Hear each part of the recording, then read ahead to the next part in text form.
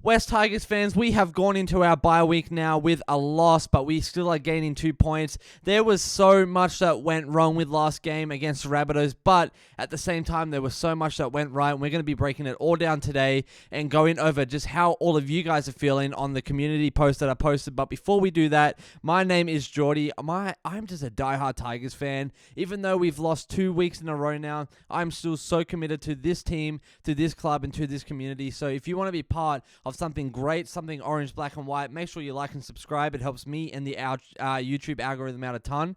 Let's get into it because we are hearing straight from you guys today. And my question was to you, tough loss tonight. What is everyone's one word to describe the game? Drop them below for tomorrow's video. And we will start off here. Uppy. Isas 1988 says Uppy. He made that dash through that 70 meters. He put the ball over on the try line twice. He was able to get us 2 tries on the board, and it was absolutely phenomenal.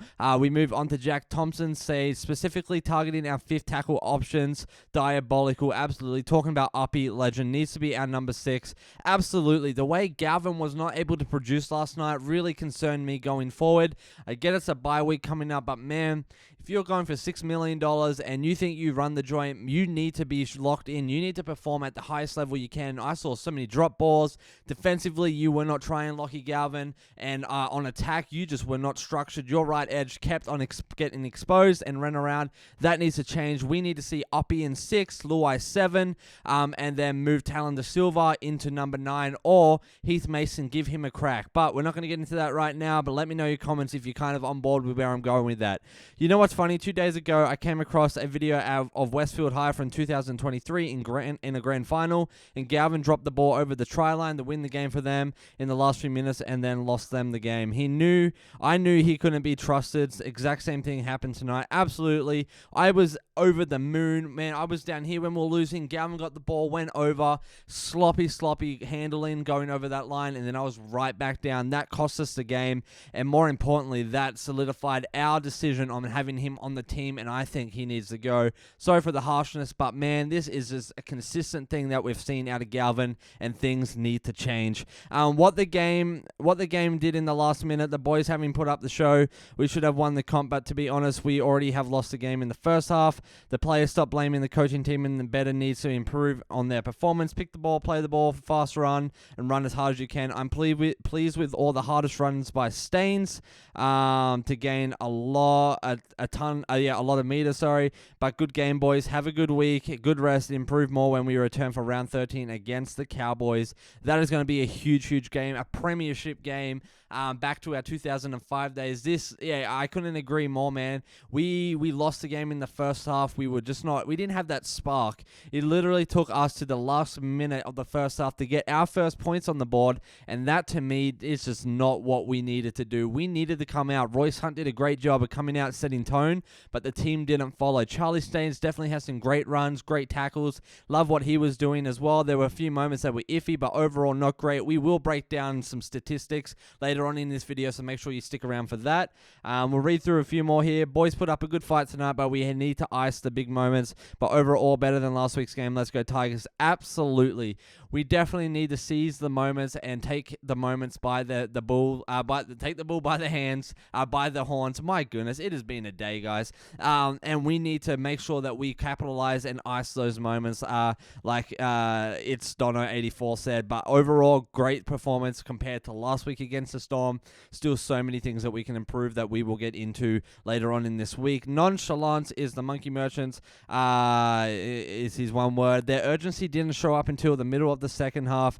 They lost the wrestle in the most of the contact. I know we love their eyes up playing style, but if they maybe focused on getting rhythm by completing sets, absolutely, building momentum and then playing their style, they might find more success. A lot of the missed errors came from players overplaying their hands, trying to force a play. Absolutely, Lachlan Galvin. The boys still haven't introduced continuous support play, so many times a single player would make a move and the majority stood around instead of positioning themselves ready to receive an offload or tie up a defender. Could not agree more, Monkey Merchant. We keep saying Luai needs to step up. He may have to stop playing politics and become the old Romy to game manage. The mongrel is what steered the Panthers around the park when Cleary was out. Absolutely. It's not the loss that's disappointing. Getting beaten by a better team is fine, but knowing what we can do and seeing them play themselves out of a win, that is the tough part. Holy crap, dude. You you put the nail in the coffin there. That is honestly how I was feeling. The result isn't disappointing. It was the journey, knowing what we are capable of and seeing what we produced last night. Not something to be proud of, and to me that is the most upsetting and disappointing part, and kind of embarrassing. I know the ref made some iffy calls, especially on the first try with the Rabbitohs. Definitely didn't touch the ground, and then the way that they were nitpicking Lachlan Galvin's try, I don't know. I just don't feel like they would have done that with any other team. But whatever, we take it what it is, and we take it with a grain of salt. Spoon, absolutely not. Cursed, absolutely not. Uppy, oi, oi, oi, absolutely. Mark. One word, spewing at all. C first half. The Tigers were better. The better team second half, but couldn't get the job done. Needed to play the first 40 like they played the last 20. Yeah, that intensity they brought up, especially like in that second half, was insane. Like we made over 70 meters gain in one of the sets, and that was beautiful. Tried saving tackle on Galvin, looked like it won Souths the game, but the Tigers had already lost it in the first half. Could not agree more, mate. Definitely spewing. Flippity Dippity says rigged. Absolutely. That there was a few calls there, a few penalties, a few tries that I definitely don't agree with, but whatever. Disappointing, definitely, and like I said, it's not disappointing in the fact that we lost, but disappointing in the fact that we could have done better, and we have done better. We are capable of better, yet we didn't come through. One of our members, Harikiri, says, I'm very unhappy with the loss, pun intended, but was a good game. Absolutely, man.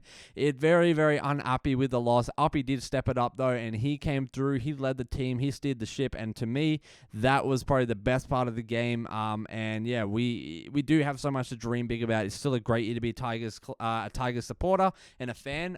But this is their bye week coming up, so they were hungry for this. We're one of the only teams without a bye, so I totally understand. So let's move to some team stats, and then I'm going to get into a few key players, in my opinion, that could be better, did great, and etc. About 50-50 possession. Held the ball, time in possession about the same. Our completion rate was only 80. Theirs was 88. Definitely saw that. We were running the ball a lot more, which you can see here. In our attack, we were in about 209. They were in about 107. We had over 2,000 run meters, which was absolutely phenomenal. I love the way we were running the ball. We just had no structure to our attacking line and our back line, and that needs to be better.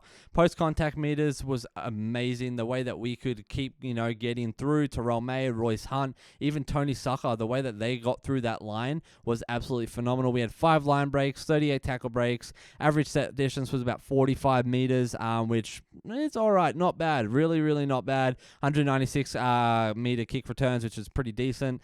Our offloads, 19. That's I think where we did win in the game last night, was our offloading game. We were always looking for something more, something to keep it going, to keep the rhythm, to keep people warm. It was cold, it was rainy, but we just didn't have the structure or the attacking know-how last night, and that's what we needed to be better at. We had 269 total passes. We were spreading the ball. Luai was running around trying to make things happen. Lachlan Galvin was trying too hard to make things happen, throwing it at the ground, trying to do his little tap passes, things like that, just was not working. We saw 12 dummies from Uppy, from other people as well. It was phenomenal in that sense. Literally even kicks, but they did have more kicking meters. They did force a dropout as well. We forced a dropout on them as well. Our kick defusal, 100%, which is amazing. 7 bombs, 6 scrubbers. Overall, we did have a better defense, and that is, I think, our cherry on top last night. Something that we can be super proud of is our defense was really, really solid. There were moments where we let gaps happen, but that is normal. You're never going to have a perfect 100% game. But compared to the Storm, that was phenomenal defense last night. We held them. It could have easily been a blowout. We held them. We made 405 tackles. We missed 40, which we need to clean up. And we had only 8 ineffective tackles, which is not bad at all. We can see here a few errors, some penalties considered, ruck infringements, inside 10 meters, sin bins, things that we can control going forward that we need to be better at. Those 1%ers, things that, add up to be one big thing, add up to make games or break games. And in my opinion, that is where our biggest thing is going to be going forward, is controlling what we can control, making sure that we are playing eyes up, simple footy, and making sure that we are playing with integrity and grit. As you see here, overall, our tackle efficiency from the boys is not bad. We saw a few people definitely don't do great. We saw 3 missed tackles and a 55% tackle efficiency from Jareem Buller, but man, his intensity on attack, the way he was running, the way he was everywhere on attack was phenomenal. He made 14 passes, which is phenomenal as well. Really love his intensity last night. Just defensively could have been better. Tito Taruva was on point last night. Adam Dewey was not bad last night either. He made 15 tackles with only 3 missed.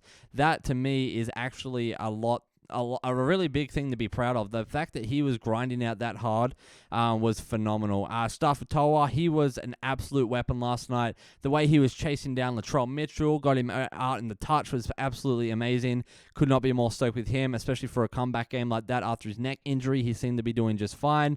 Super pumped for him, mate. Give him some love because he came in and he freaking showed up. Charlie Staines only made 2 tackles and was about a 66%. Could definitely be better there. Lachlan Galvin made 25 tackles, 4 missed tackles, only an 86% tackle efficiency. Again, not great, but not bad. Definitely just needs to be a better all-around team player if he's going to stay on, because, yeah, it just wasn't a great game for him last night. There were a lot of moments that when he was leading the pack, things started to fall apart. Jerome Luai made some great tackles. Terrell May, my goodness, mate, not one single missed tackle, just an ineffective tackle, and 77% tackle efficiency, which is freaking awesome. I love that guy. He turned it up in that second half, and I just want to see more from him like that. Sorry, not 77, 98, 63 tackles. I'm sorry, I missed that. Uppy as well, 58 tackles, 5 missed, but 92%. The way that he could get going, he was passing the ball, he was running the ball. It was absolutely beautiful. Royce Hunt, same thing. Samuel Afanu, same thing. 50 tackles from Safer. So people saying that, he is a big hindrance for us. This is what we're looking at. He is a brick wall. He knows how to tackle. He knows how to stop attackers, and that is what we need. But with people like Kai Pearce-Paul, for people like Taylor May coming through, we could actually see him being phased out. I'll be really intrigued to see what happens. Brent Naden, he came on not too much longer later. He only have 17 minutes, and he made 4 tackles and only 4 missed tackles, so 50%. Not great. Could be better. Tony Soccer, absolute weapon. Jackie Bird, absolute weapon. Premiership winning center. Cyan Fanu, absolute weapon as well. And overall, really solid efforts defensively from our boys, and that's something that I am really proud of our boys for showing up and making sure we stuck it out to the very end. It was a grind. It was a fight. We went through adversity with ref calls, from penalties, from errors, and then we, obviously with Lachlan Galvin and the media and stuff there's a lot that was behind the scenes stuff that we aren't seeing or hearing about, and how that affects the club. So I'm really stoked for the boys. We need to be better. I'm so glad we have a rest week. We're going to come back refreshed and ready. There is talk of KPP, Taylor May, and possibly some other folks coming onto our team over this next 2 weeks. So just make sure you stay tuned. Make sure you like and subscribe, because I will be the first person out with news on that once it is public. I'm just so stoked. We have Isaac Issa on the show this week. It's going to be awesome. Make sure you drop your questions below for him. He's an NRL analyst that writes for Zero Tackle and ABC International, and then independently as well. So he really knows how to play footy. Plus, he's a Dogs fan, so make sure you ask him some questions about them. But overall, guys, super pumped. How are you feeling? It's a tough loss, but at the same time, I'm so stoked to see what comes of this. We needed this break. I didn't expect this to be a blowout. I called by 2 points, but it is what it is. You can't control these things. You only can control what you can control. But as always, make sure you drop your thoughts. Let's get the discussion going. Make sure you like and subscribe. And I will see you tomorrow in the next video. You guys are legends. Take care of yourself. Take it easy. And my name is Jordy, and I'll see you in the next one.